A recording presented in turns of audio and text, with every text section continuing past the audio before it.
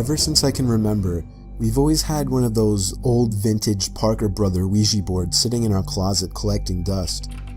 When I was a kid, I always wondered what it was.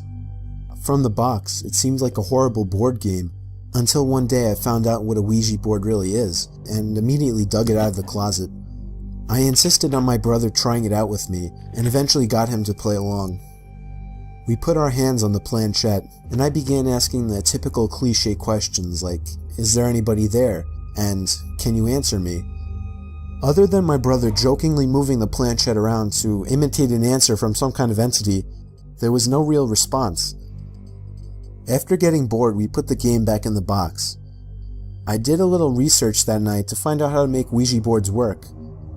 Many people said online that the most ideal environment when using a Ouija board is in a dark room only lit by candles.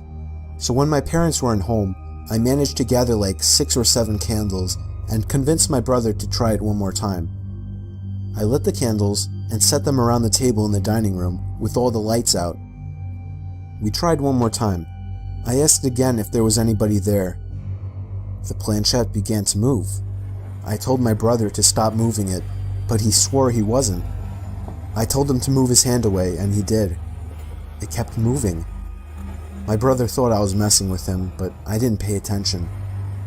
The planchette landed on the word yes. I was only 9, so I was legitimately shitting myself. My older brother had to take over. He asked the question, "Are you a good spirit?" There was a 5-second pause before my brother's hand moved along with the planchette to the word no.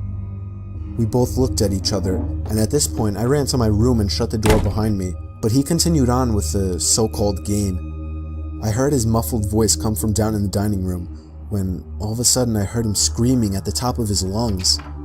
I ran back downstairs to see what was wrong.